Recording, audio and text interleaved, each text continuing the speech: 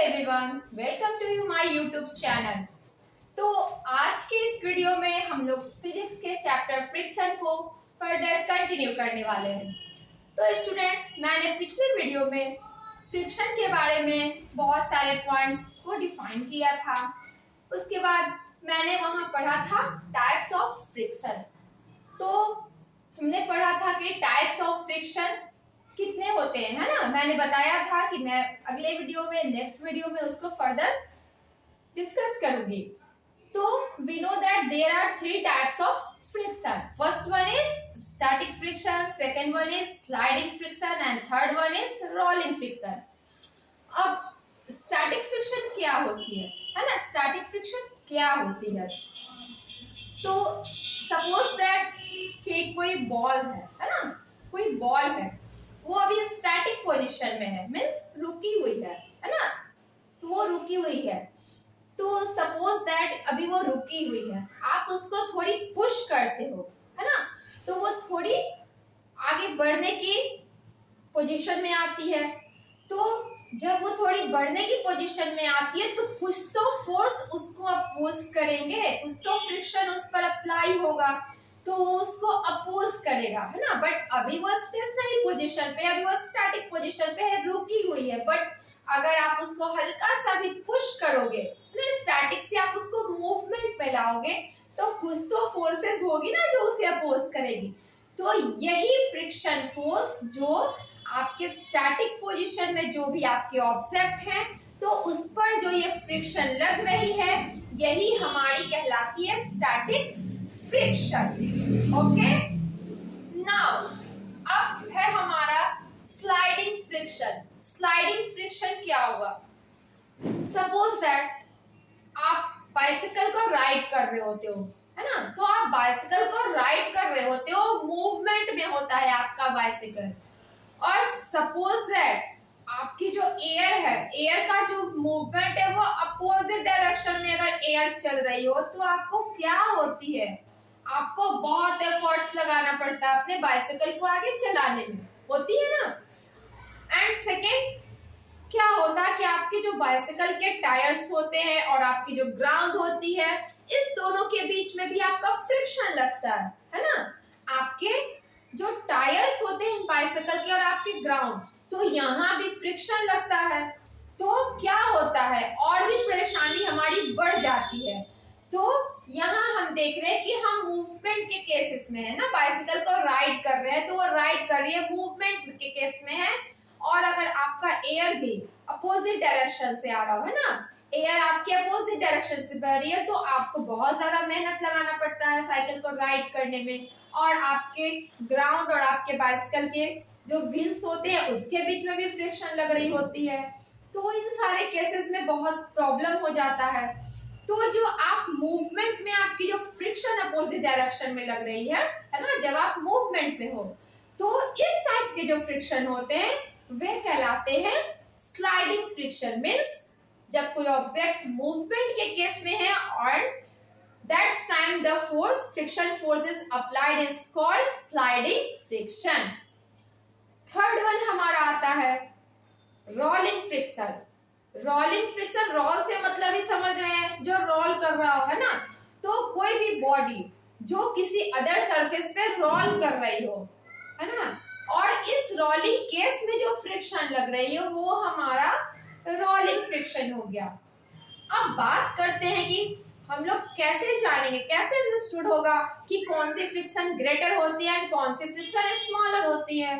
तो आपने क्या देखा, जो स्टैटिक फ्रिक्शन हुई है ना, वो तो सिंपली स्टेशनरी पोजीशन पे थी, मींस वो रेस्ट के पोजीशन पे थी, आपने हल्का पुश किया तो उस पर फ्रिक्शन लगी।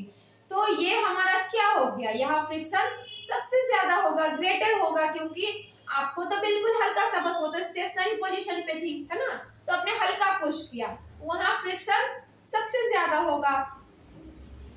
तो स्टैटिक फ्रिक्शन तो यहाँ स्टैटिक फ्रिक्शन में हमने देखा कि हमारे यहाँ जो फ्रिक्शन होता है वो ग्रेटर होता है then sliding friction. Sliding friction में क्या थी कि आपकी जो आपने जो बाइसिकल को राइड किया, मूव किया, वो मूवमेंट के फेज में थी, मूवमेंट में थी, है ना। देन उस पे आपका फ्रिक्शन लगा, है ना, आपके ग्राउंड और आपके व्हील्स के बीच में जो फ्रिक्शन लगी, तो वहां आपको एफर्ट लगाना पड़ा, है ना, आपको ज्यादा मेहनत करनी पड़ी, यानी वहां फ्रिक्शन क्या होगा, स्टैटिक के केस में आपको कम फ्रिक्शन लगाना पड़ा। यहाँ क्या हो गया, आपका कम हो गया, तो स्टैटिक में फ्रिक्शन सबसे ज्यादा हो गई, है ना, स्लाइडिंग में फ्रिक्शन कम हो गई in compare to static friction, and rolling में तो कुछ बिल्कुल भी कम, है ना। रोलिंग फ्रिक्शन का एक और एग्जांपल है, सपोज दैट कि आप कभी कभी आपने घर में भी देखा होगा कि बहुत हेवी कोई चीज रहती है ना, तो उसको हम लोग रोल करने के लिए, है ना, रोल करने के लिए उस ऑब्जेक्ट के नीचे सपोज दैट आप मोटी मोटी कुछ लॉगे को पैरेलल में रख देते हो और उसके ऊपर से इसको स्लाइड कर देते हो, तो वो बहुत आसानी से रोल कर जाती है ना। सपोज दैट कि आपने बहुत थिक, है ना, बहुत थिक मोटी मोटी आपने 4 to 5 पेंसिल्स ले ली और आप उसको एक पैरेलल पोजीशन पे रख दिए और उसके ऊपर आप कुछ वुड की, है ना, लकड़ी की कुछ मटेरियल, कुछ बॉक्स वगैरह उसके ऊपर आप रख देते हो, है ना। सपोज दैट कि आपने इस टाइप से ऐसे ऐसे मोटी मोटी पेंसिल ले ली, सपोज दैट, क्लियर, और इसके ऊपर आप कुछ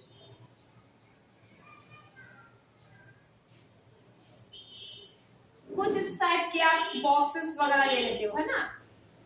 तो आप क्या देखते हो कि ये बॉक्स को अगर आप इस पेंसिल के ऊपर, ये यहाँ मैंने फिगर इस टाइप से बनाया, आप इसको ऐसे और बना सकते हो, ऐसे बड़ा, यहाँ से आप उसको रोल कर दोगे, है ना। आपने बहुत बार देखा होगा, हम लोग घर में ऐसा यूज करते हैं कि बहुत कुछ वैसी ऑब्जेक्ट जो बहुत ही हेवी होती है, तो उसको एक जगह से दूसरे जगह ले जाना मुश्किल होता है, तो हम कुछ रोलिंग टाइप की वहां पे कुछ मटेरियल को पैरेलल पे रख देते हैं और ऐसे करके उससे स्लाइड कर देते हैं, रोल कर देते हैं, वो बहुत आसानी से एक जगह से दूसरी जगह तक चली जाती है। इसका एक एग्जांपल आप यूं भी देख सकते हो, जैसे आपने जो लगेज बैग देखा होगा ना, सूटकेस जिसमें व्हील्स लगे होते हैं, तो आप क्या देखते हो, उसमें बहुत सारे लगेज हम लोग भरे रहते हैं ना, जब आप ट्रेवल करते होते हो तो उसमें बहुत सारे कपड़े वगैरह, बहुत सारी आप चीजें रखते हो, तो उसको ले जाना हमारे लिए आसान हो जाता है। क्यों? क्योंकि उसमें व्हील्स लगी होती है। तो व्हील्स क्या होती है, व्हील्स में जो आपकी व्हील्स होती है रोल आसानी से कर लेती है, तो जब आप ग्राउंड पे उसी टाइप से ले जाते हो तो उसकी व्हील्स क्या होती है, उसकी व्हील्स और ग्राउंड के बीच में फ्रिक्शन लगता है ना। तो ये हमारा होता है रोलिंग फ्रिक्शन। यहाँ क्या हो रही है, एक ऑब्जेक्ट किसी दूसरे सरफेस पे रोल करता हुआ जा रहा है, तो इस वजह से वो लगेज आपकी कितनी भी हेवी हो बट आपके लिए वो इजी हो जाती है। तो हम अपने लगेज को एक प्लेस से दूसरे प्लेस तक आसानी से ले जाते हैं और हमारी ट्रैवलिंग आसान हो जाती है। तो हम इस तरीके से समझ सकते हैं। तो रोलिंग फ्रिक्शन में क्या होती है, फ्रिक्शन सबसे कम होती है। So static friction is greater than sliding friction and that is greater than rolling friction. तो यहाँ तो क्लियर मैंने बता दिया कि स्टैटिक फ्रिक्शन सबसे ज्यादा होती है in compare to sliding friction, and sliding friction in compare to rolling friction. हमने कुछ एग्जांपल से भी समझ लिया। अब नेक्स्ट हमारा टॉपिक है इफेक्ट ऑफ फ्रिक्शन। फ्रिक्शन का क्या इफेक्ट होता है, फ्रिक्शन का क्या इफेक्ट होता है। तो सपोज दैट आपने शूज देखे होंगे, है ना, शूज देखे होंगे, या फिर आपकी जो स्लीपर्स होती है ना, तो हम देखते हैं कि हमारे शूज में, है ना, शूज में बहुत सारे ग्रुप्स बने होते हैं ना, शूज की जो सोल्स होती है उसमें बहुत सारे ग्रुप्स बनी होती है। ऐसा क्यों होता है? अगर वो ग्रुप्स नहीं बने होंगे तो क्या हम वॉक कर पाएंगे, क्या आप चल पाएंगे शूज पहनकर या फिर स्लीपर पहनकर? नहीं चल पाएंगे, है ना, क्योंकि कभी कभी आपने देखा होगा कि आपके स्लीपर या शूज में स्लिपिंग आ जाती है, स्लिप होने लगती है। ऐसा क्यों होता है? क्योंकि उसके जो ग्रुप्स बने होते हैं, है ना, वो बिल्कुल घिस जाते हैं। काफी लॉन्ग टाइम तक जब आप अपने शूज को यूज करते हो या स्लीपर को यूज करते हो तो उसमें जो ग्रुप्स बनी होती है वो क्या होती है, घिस जाती है काफी टाइम तक यूज करने के बाद, तो वो बिल्कुल स्मूथ हो जाती है ना। तो वहाँ स्मूथनेस क्या होती है, बढ़ जाती है। और स्मूथनेस मैंने बताया ही है कि स्मूथनेस बढ़ जाएगी, इट मींस फ्रिक्शन रिड्यूस होगा, और अगर फ्रिक्शन रिड्यूस होगा तो आप वहां पर वॉक नहीं कर पाओगे। तो आपकी वो प्लेसेस क्या हो जाएगी, स्लिपी हो जाएगी, आप स्लिप कर सकते हो। तो हमारे जो शूज में ग्रुप्स बनी होती है तो वो क्या करती है, हमारे सरफेस पे हम लोग को आसानी से हम उस शूज को पहनकर या स्लीपर को पहनकर चल सकते हैं। बट लॉन्ग टाइम तक यूज करने के बाद हमारे स्लीपर क्या होते हैं, स्लिपी बन जाते हैं, क्योंकि उसकी ग्रुप्स जो है, उसकी जो ग्रुप्स होती है वो यूज करते करते फिसलने जैसी हो जाती है। तो ये हमारा क्या होता है, ये हमारा फ्रिक्शन पे इफेक्ट पड़ता है ना।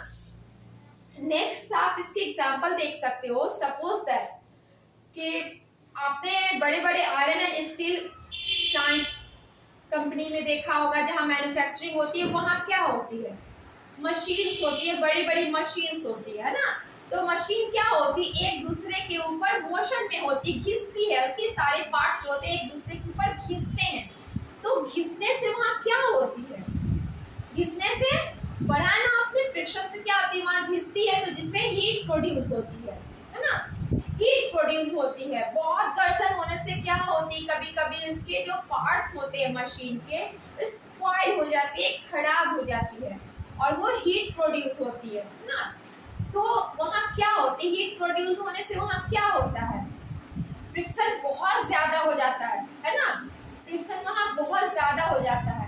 तो इसको कम करने के लिए हम लोग क्या करते हैं, है ना, इसको कम करने के लिए मशीन में उसकी जो सरफेस होती है वो बहुत, उसको हम लोग में उसमें लुब्रिकेंट डालते हैं, उसमें ऑयल डालते हैं, उसमें ग्रीस डालते हैं, उसको लुब्रिकेंट करते हैं, उसको स्मूथनेस बनाते हैं ना, थोड़ी उसकी स्मूथनेस को कम की जाती है, सॉरी उसकी रफनेस को थोड़ी कम करने के लिए, क्योंकि बहुत आवाज करती है और बहुत हीट प्रोड्यूस करती है ना। तो उसको थोड़ा स्मूथ बनाने के लिए, उसको मेंटेन करने के लिए उसमें कुछ लुब्रिकेंट्स डाली जाती है ना, जिस वजह से वो ज्यादा आवाज भी नहीं करे और उसकी जो पार्ट्स हो वो स्पॉइल ना कर पाए। तो इस वजह से बड़ी बड़ी मशीन जो होती है वहाँ हम लोग क्या देखते हैं कि बड़ी बड़ी मशीन्स में हम लोग जो पार्ट्स होते हैं उसको स्पॉइल होने से बचाने के लिए उसमें क्या करते हैं, लुब्रिकेंट्स डालते हैं। थर्ड वन हमारा एक और एग्जाम्पल है इसका, है ना, जैसे आपका एक और एग्जाम्पल हो सकता है यहाँ, सपोज दैट, है ना, सपोज दैट कि आप जैसे देख सकते हो, ये तो आपके हो गए effect of friction. It means यहाँ पर हमने क्या किया, उसको मिनिमाइज किया, है ना, हमने यहाँ पे मिनिमाइज किया। तो आप इसको एक और एग्जांपल ले सकते, सपोज दैट विंटर सीजन में, है ना, विंटर सीजन में कोल्ड जब रहती है तो आप क्या करते हैं, आपने देखा कि आपने अपने पाम को क्या करते हो, आप एक दूसरे के अपोजिट डायरेक्शन में हम अपने पाम को क्या करते हैं, रब करते हैं, है ना, करते होंगे, जब ठंड लगती है तो हम लोग रब करते हैं। ऐसा क्यों करते हैं, यहाँ फ्रिक्शन को बढ़ाते हैं, है ना। तो इसको रब करने से क्या होती है, एक दूसरे के अगेंस्ट रब कर रहे हैं दोनों पाम को, तो यहाँ हीट को प्रोड्यूस करते हैं हम लोग, है ना। तो यहाँ हीट को प्रोड्यूस करते हैं तो हमारे बॉडी में क्या होती है, हीट आती है, तो हमें ठंड कम लगती है ना। तो इस तरीके से भी हम लोग क्या करते हैं, फ्रिक्शन हमारा यहाँ देखते हैं कि फ्रिक्शन यहाँ हमारा इफेक्टफुल है, हमारे लिए यूजफुल होता है, बट ये हमारे लिए नुकसानदेह भी होता है। जैसे आपने देखा ना कि मशीन्स में हम लोग लुब्रिकेंट डालकर उसको मिनिमाइज करते हैं, बहुत ज्यादा फ्रिक्शन की वजह से हमारे जो पार्ट्स हैं वो स्पॉइल कर जाते हैं, है ना। तो उसको कम करने के लिए उसकी स्मूथनेस को बढ़ाते हैं थोड़ी, है ना, वहाँ पे हम लोग स्मूथनेस को बढ़ाते हैं उसमें लुब्रिकेंट डालकर। तो ये सारे तो हमारे फैक्टर हुए जिसमें हमने देखा कि कुछ जगह पे फ्रिक्शन को हम लोग ज्यादा कर रहे हैं, कहीं पे हम लोग फ्रिक्शन को रिड्यूस भी कर रहे हैं। अब हम लोग फ्रिक्शन को कहीं कहीं पे रिड्यूस भी करते हैं, है ना, जैसे सपोज दैट फ्रिक्शन हम रिड्यूस कैसे कर सकते हैं, है ना। बहुत सारे ऐसे जगह है जहाँ पे बहुत ज्यादा फ्रिक्शन होने से भी प्रॉब्लम हो जाती है। जैसे सपोज दैट आपने कैरम खेला होगा, है ना, कैरम बोर्ड हम जो खेलते हैं घर पे, तो हम क्या देखते हैं, कैरम खेलते वक्त आपने देखा है ना कि उसके ऊपर हम पाउडर को क्या करते हैं, डालते हैं। ऐसा क्यों करते हैं, क्योंकि हमारे जो बोर्ड होते हैं, है ना, वहाँ जब हम अपनी कवर करे, है ना, जो उसकी गोटियां होती है उसको जब हम कवर करें तो वो आसानी से कवर हो जाए, इस वजह से डालते हैं पाउडर ताकि वो स्लिपी हो जाए। तो यहाँ क्या करते हैं, यहाँ हम लोग बोर्ड को, है ना, स्मूदर बनाते हैं, यहाँ फ्रिक्शन को कम करते हैं, स्मूथ बनाते हैं बोर्ड को ताकि हमारी जो गोटी है वो जल्दी से कवर हो जाए। तो इस केस में हम देखें कि यहाँ हमने फ्रिक्शन को कम किया, रिड्यूस किया, है ना, तो इन केसेस में हमारे फ्रिक्शन रिड्यूस हो गए। सेकेंड हमने अभी बताया, है ना, ट्रॉली के बारे में कि जब बहुत सारी लगेज लेके हम ट्रैवल करने जाते हैं, है ना, तो हमारे ट्रॉली में व्हील्स लगी रहती है, तो ये क्या करती है ना, ये ग्राउंड से जो व्हील्स होती है वो और ग्राउंड एक दूसरे के अपोजिट में ये करते हैं, फ्रिक्शन फोर्स लगाते हैं, तो वो व्हील्स क्या करती है ना, वो जस्ट आपका एग्जांपल था रोलिंग फ्रिक्शन का, मैंने बताया था अभी कि वो रोलिंग फ्रिक्शन की एग्जांपल है। तो वो भी क्या करते हैं, फ्रिक्शन को रिड्यूस करते हैं ना, फ्रिक्शन को रिड्यूस करने का काम करते हैं। नेक्स्ट फ्रिक्शन को रिड्यूस करते हैं, जैसे आपने बॉल बेयरिंग देखा होगा, बहुत लोग ने देखा भी होगा। सपोज दैट ये देखिए बॉल बेयरिंग, है ना, ये मैंने यहाँ एक फिगर ड्रॉ किया, ये बॉल बेयरिंग है। ये बॉल बेयरिंग जो होती है, यहाँ इसकी जो ये सरफेस होती है ना, ये सरफेस इसकी बिल्कुल स्मूथ होती है, ये सरफेस बिल्कुल ही स्मूथ होती है। यहाँ स्मूथनेस की वजह से क्या होती है, फ्रिक्शन रिड्यूस होती है ना, यहाँ फ्रिक्शन रिड्यूस होती है।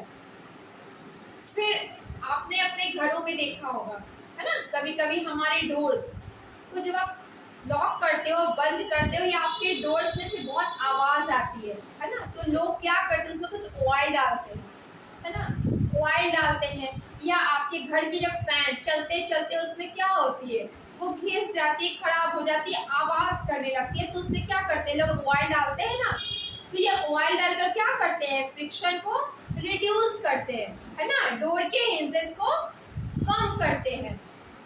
डोर के हिंजेस में ऑयल डालते हैं, है ना, तो हम लोग लुब्रिकेंट का यूज करके, ऑयल का यूज करके हम लोग अपने फ्रिक्शन को रिड्यूस करते हैं।